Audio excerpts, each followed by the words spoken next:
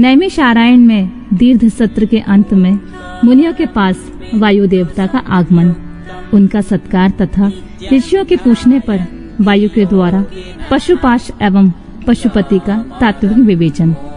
सूत जी कहते हैं, मुनीश्वरों, उस समय उत्तम व्रत का पालन करने वाले उन महाभाग महर्षियों ने उस देश में महादेव जी की आराधना करते हुए एक महान यज्ञ का आयोजन किया। वह यज्ञ जब आरंभ हुआ तब महर्षियों को सर्वथा आश्चर्यजनक जान पड़ा। तदनंतर समय बीतने पर जब प्रचुर दक्षिणाओं से युक्त वह यज्ञ समाप्त हुआ तब ब्रह्मा जी की आज्ञा से वायुदेव स्वयं वहां पधारे।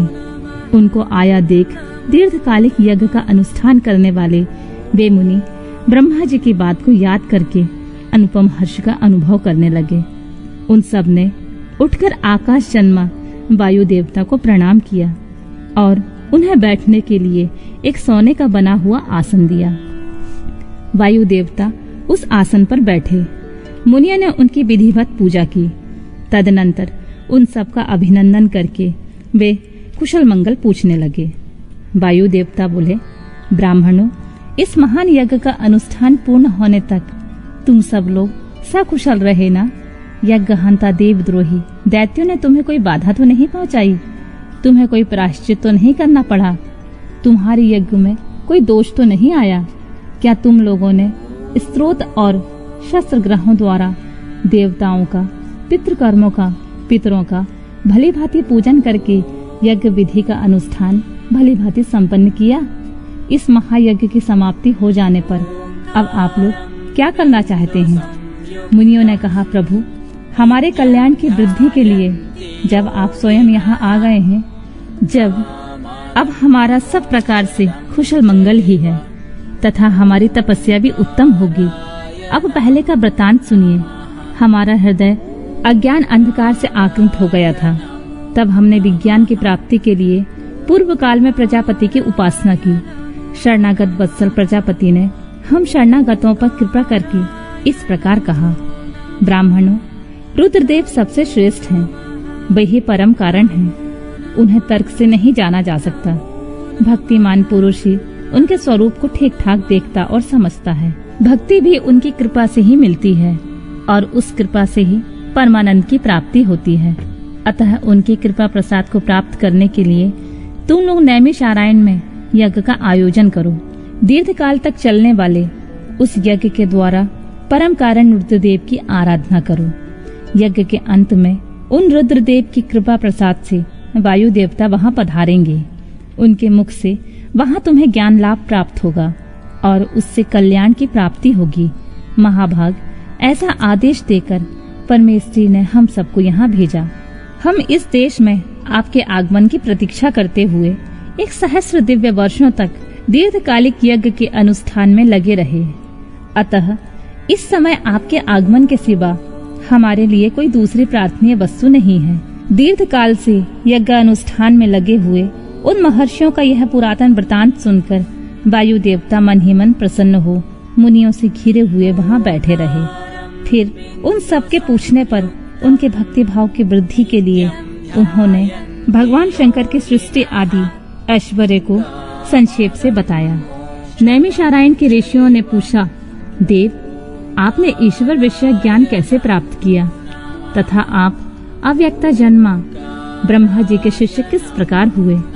वायु देवता बोले, महर्षियों, 19वें कल्प का नाम श्वेत लोहित कल्प समझना चाहिए। उस कल्प में चतुर्मुख ब्रह्मा जी ने सृष्टि की कामना से तपस्या की। उनकी उस तीव्र तपस्या से संतुष्ट हो स्वयं उनके पिता देवादिदेव महेश्वर ने उन्हें दर्शन दिया। वे दिव्य कुमारा अवस्था में युक्त रूप धारण करके रूपवानों में श्रेष्ठ श्वेत नामक मुनि होकर दिव्य वाणी बोलते हुए उनके सामने उपस्थित हुए। वेदों के अधिपति तथा सबके पालक पिता महेश्वर का दर्शन करके गायत्री सहित ब्रह्मा जी ने उन्हें प्रणाम किया और उन्हीं से उत्तम ज्ञान पाया। ज्ञान पाकर विश्वकर्मा चतुर्मुख ब्रह्मा संपूर्ण चराचर भूतों की सृष्टि करने लगे। साक्षात परमेश्वर शिव से सुनकर ब्रह्मा जी ने अमृत रूप का ज्ञान प्राप्त किया था। इसीलिए मैंने तपस्या के बल से उन्हीं के मुख से उस ज्ञान को उपलब्ध किया। मुनियों ने पूछा, आपने वह कौन सा ज्ञान प्राप्त किया जो सत्य से भी परम सत्य और शुभ है तथा जिसमें उत्तम निष्ठा रखकर पुरुष परमानंद को प्राप्त करता है?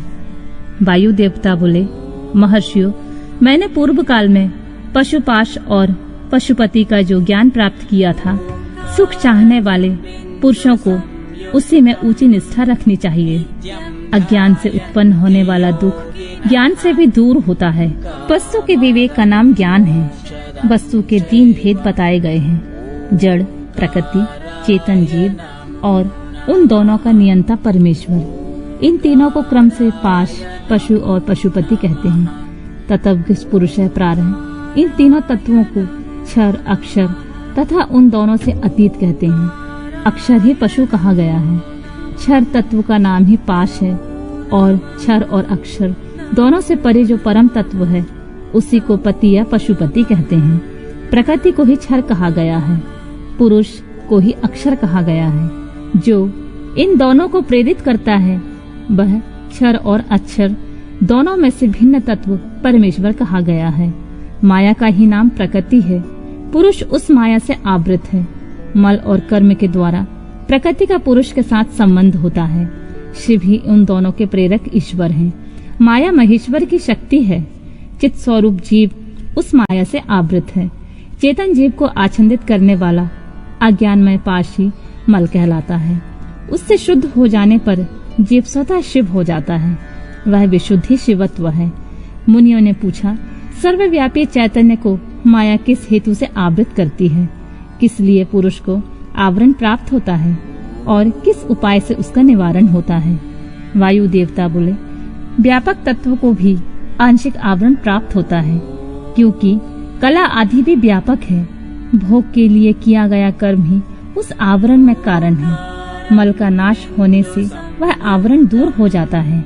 कला, विद्या, राग, काल और नियति, इन्हीं को कला कहते हैं। कर्म फल का जो उपभोग करता है उसी का नाम पुरुष है। कर्म 2 प्रकार के हैं, पुण्य कर्म और पाप कर्म। पुण्य कर्म का फल सुख और पाप कर्म का फल दुख है। कर्म अनादि है और फल का उपभोग कर लेने पर उसका अंत हो जाता है। यद्यपि जड़ कर्म का चेतन आत्मा से कुछ संबंध नहीं है, तथापि अज्ञानवश जीव ने उसे अपने आप में मान रखा है। भोग कर्म का विनाश करने वाला है। प्रकृति को भोग्य कहते हैं और भोग का साधन है शरीर। बाहरी इंद्रियां और अंतःकरण उसके द्वार हैं।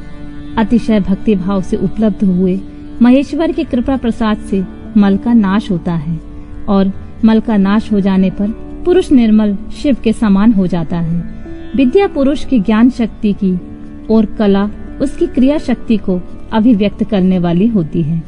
राग भोग्य वस्तु के लिए क्रिया में प्रवृत्त करने वाला होता है। काल उसमें अवेक्षक होता है।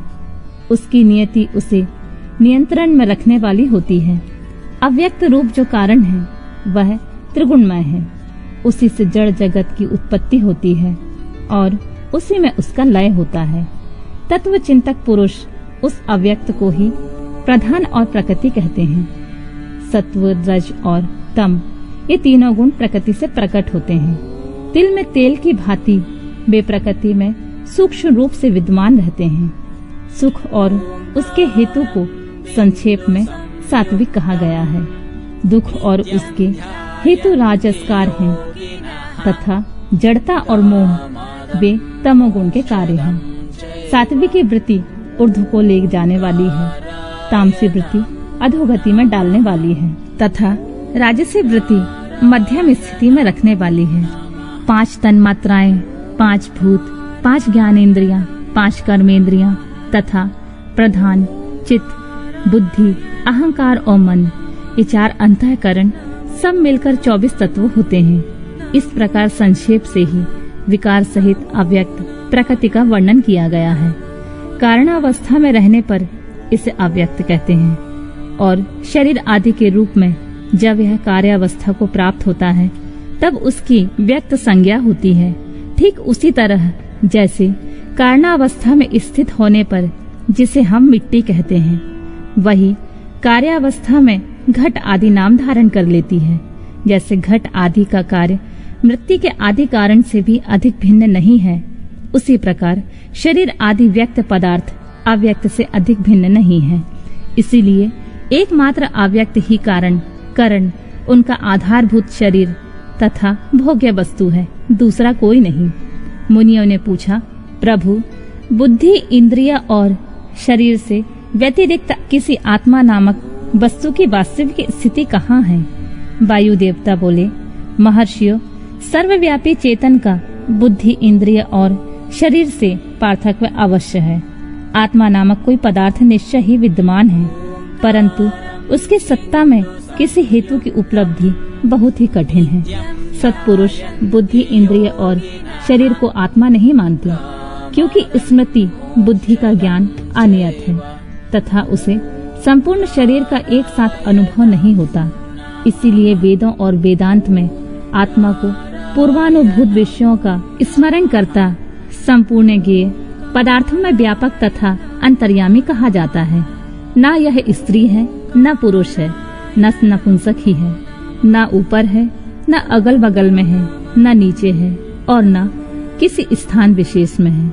यह संपूर्ण चल शरीर में अविचल, निराकार एवं अविनाशी रूप में स्थित है। ज्ञानी पुरुष निरंतर विचार करने से उस आत्म तत्व का साक्षात्कार कर पाते हैं। पुरुष का यह जो शरीर कहा गया है, इससे बढ़कर अशुद्ध, पराधीन, दुखमय और अस्थिर दूसरी कोई वस्तु नहीं है। शरीर ही सब विपत्तियों का मूल कारण है। उससे युक्त हुआ पुरुष अपने कर्म के अनुसार सुखी, दुखी और मूढ़ होता है। जैसे पानी से सींचा हुआ खेत अंकुर उत्पन्न करता है, उसी प्रकार अज्ञान से अप्रभावित हुआ कर्म नूतन शरीर को जन्म देता है। ये शरीर अत्यंत दुखों के आलय माने जाते हैं। इनकी मृत्यु अनिवार्य होती है। भूतकाल में कितने ही शरीर नष्ट हो गए और भविष्य काल में सहस्रों शरीर आने वाले हैं। वे सब के सब आकर जब जीर्ण शीर्ण हो जाते हैं, तब पुरुष उन्हें छोड़ देता है। कोई भी जीवात्मा किसी भी शरीर में अनंत काल तक रहने का अवसर नहीं पाता। यहाँ स्त्रियों, पुत्रों और बंधु बांधवों से जो मिलन होता है, वह पथिक को मार्ग में मिले हुए दूसरे पथिकों के समागम के ही समान है। जैसे महासागर में एक काष्ठ कहीं से और दूसरा काष्ठ कहीं से बहता आता है, वे दोनों काष्ठ कहीं थोड़ी दूरी देर के लिए मिल जाते हैं और मिलकर फिर बिछुड़ जाते हैं। उस प्रकार प्राणियों का यह समागम भी संयोग वियोग से युक्त है। ब्रह्मा जी से लेकर स्थावर प्राणियों तक सभी जीव पशु कहे गए हैं। उन सभी पशुओं के लिए यह दर्शन शास्त्र कहा गया है। यह जीव पाशों में बंधता है और दुख सुख भोगता है, इसलिए पशु कहलाता है। यह ईश्वर की लीला का साधन भूत है, ऐसा ज्ञानी महात्मा कहते हैं।